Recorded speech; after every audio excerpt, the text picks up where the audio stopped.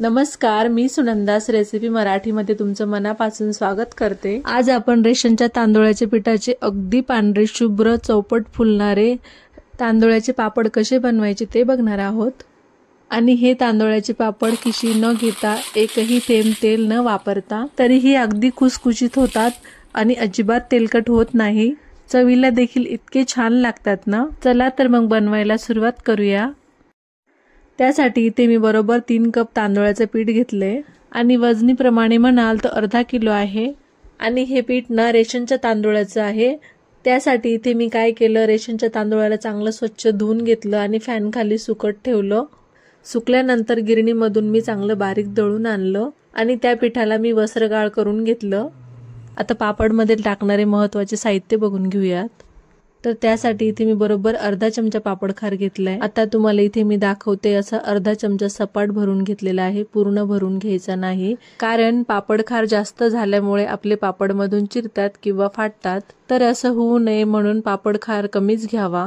आता इथे 1 चमचा भरून मीठ घालायचे। मीठ घातल्यानंतर यामध्ये 1 चमचा भरून पांढरे तीळ घालायचे। जर तुम्हाला तीळ घालायचे नसतील तर तुम्ही याऐवजी इथे 1 चमचा जिरेही घालू शकता। आता आपल्याला पाणी उकळून घ्यायचंय। तर त्यासाठी इथे मी 3 कप तांदूळाचे पीठ घेतले आणि आता 3च कप आपल्याला इथे मोजून पाणी पण घ्यायचं आहे। जर तुमच्याकडे तांदूळाच्या पिठाचे प्रमाण जास्त असेल तर तुम्ही अगोदर पीठ एखाद्या कपाने किंवा वाटीने मोजून घ्या आणि मग त्याच वाटीने इथे तुम्ही पाण्याचं प्रमाण घ्या। आता पाणी घेतल्यानंतर जे आपण पापडासाठी साहित्य मोजून घेतलं होतं ते आपण यामध्ये घालून घ्यायचं आहे। पाणी घातल्यानंतर याला एकदम मिक्स करून घ्यायचं आणि यावर झाकण ठेवून पाण्याला उकळून घ्यायचं। साधारण 2 ते 3 मिनिटांनंतर तुम्ही इथे बघू शकता पाण्याला छान उकळ आलेला आहे। आता लगेच हे उकळलेलं पाणी तांदूळाच्या पिठामध्ये थोडं थोडं करून घालून घेऊया, कारण आपल्याला इथे खिशी वगैरे काहीही घ्यायची नाही। अगदी सोप्या पद्धतीने आपण हे पापड बनवणार आहोत। आणि आपल्या पाण्याचं प्रमाण जरी परफेक्ट असलं तरी पण आपल्याला थोडं थोडंच पाणी घालायचंय आणि मी दाखवते अशा पद्धतीने मिक्स करत जायचंय। हे गरम आहे त्यामुळे मॅशरच्या साहाय्याने याला व्यवस्थित मिक्स करून घेते किंवा तुम्ही चमच्यानेही करू शकता। असा दाबत दाबत आपल्याला याचा पिठाचा गोळा बनवून घ्यायचा आहे। पाणी घातल्यानंतर सुरुवातीला तुम्हाला असं वाटत असेल की हे पीठ खूप कोरडं आहे, पण आपण जसं जसं पीठ मळत जातं तसं हे पीठ बरोबर नरम होत जातं। मी जे पाण्याचे प्रमाण घेतले ना ते अगदी परफेक्ट आहे, पण तरीही तुमचं पीठ जास्त खूपच घट्ट वाटत असेल तर यामध्ये तुम्ही 1 कपभर पाणी उकळून घालू शकता। थोड्याच वेळात तुम्ही इथे बघू शकता आपला असा पिठाचा गोळा नरम तयार झालाय। आता हे पीठ असं हाताला थोडंसं चिपकतंय, पण वाफवून झाल्यानंतर हे पीठ आपल्याला हाताला चिटकत नाही। आता काय करायचंय, आपल्याला याचे पिठाचे गोळे असे तोडून घ्यायचेत आणि याला गोल करू नका। याचं कारण म्हणजे वरतून जर तुम्ही असे चोपडे गोळे केले तर ते मधून लवकर शिजले जात नाही, त्याला थोडा वेळ लागतो। गोळे तोडून झाल्यानंतर एखादा आपल्याला सुती कपडा घेऊन त्याला ओलं करायचंय आणि ज्या भांड्यामध्ये आपण जे पीठ वाफवणार आहे त्या भांड्यामध्ये आपल्याला हे गोळे ठेवून घ्यायचे आहेत। आता ह्या पिठाला आपण कपडा व्यवस्थित गुंडाळून आपल्याला पिठाला वाफवायला ठेवायचंय। पीठ वाफवण्यासाठी मी त्या अगोदरच गॅसवर पाणी उकळायला ठेवलेलं होतं आणि त्या पाण्यामध्ये मी स्टँड ठेवलेला आहे। आता हे पीठ आपल्याला यामध्ये वाफवायला ठेवायचंय। ह्या भांड्याऐवजी जर तुमच्याकडे स्टीमर असेल तर तुम्ही स्टीमर मध्ये सुद्धा पीठ वाफवून घेऊ शकता।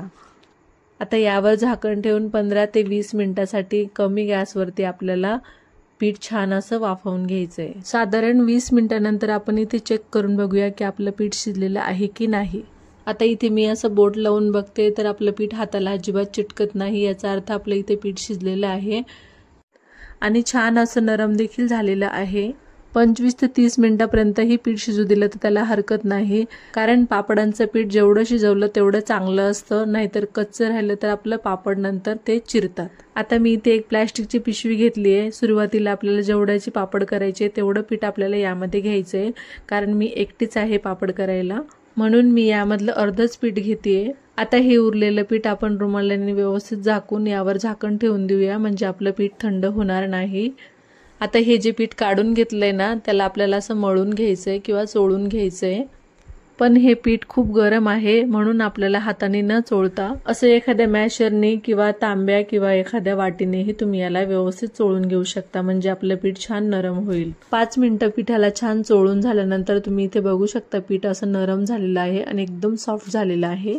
अजिबात हाताला चिटकत नाहीये आणि असंच पीठ आपल्याला पापडांसाठी हवंय। आता यातला छोटासा गोळा तोडून आपल्याला जेवढा पापड हवाय तेवढी छोटी लाटी करून घ्यायची आहे। आता इथे आपल्याला एकही थेंब तेलाचा वापर करायचा नाहीये, त्याऐवजी मी इथे डिंकाचं पाणी करून घेतलंय। तेल वापरल्याने काय होतं, आपण जेव्हा पापड वाळून स्टोअर करून ठेवतो ना तेव्हा ते आपोआपच वास मारायला लागतात आणि डिंकाचं पाणी वापरल्याने आपले पापड शेवटपर्यंत फ्रेश राहतात आणि वर्ष 2 वर्ष टिकतात आणि चविष्ट देखील लागतात।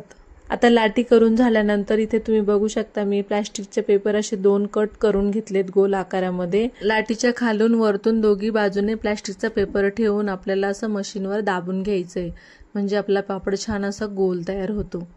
तर तुम्ही इथे बघू शकता पापड असा मस्त गोल गरगरीत तयार झालेला आहे। आता पापड टाकण्यासाठी घरातच मी इथे असा पातळ कपडा अंथरून घेतलेला आहे। अशा पद्धतीने आपल्याला एक एक करून पापड टाकून घ्यायचे आहेत।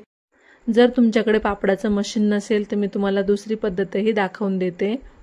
अशी गोल लाटी करून आपण इथे प्लास्टिकच्या पेपरवर आपण दुसरी लाटी ठेवली आणि त्यावर आपण असा प्लेटीने याला दाबून घ्यायचं, म्हणजे याला छान असा गोल आकार येतो पापडाला। प्लेटीने दाबल्यानंतर आपल्या लक्षात येतं की आपला पापड जाड राहिलेला आहे, त्यामुळे आपल्याला काय करायचंय, लाटण्याने असं हलक्या हाताने गोल गोल फिरवत आपल्याला पापड पूर्णपणे पातळ लाटून घ्यायचा आहे। मी दाखवते अशा पद्धतीने अलगद हाताने पापड लाटायचा आहे।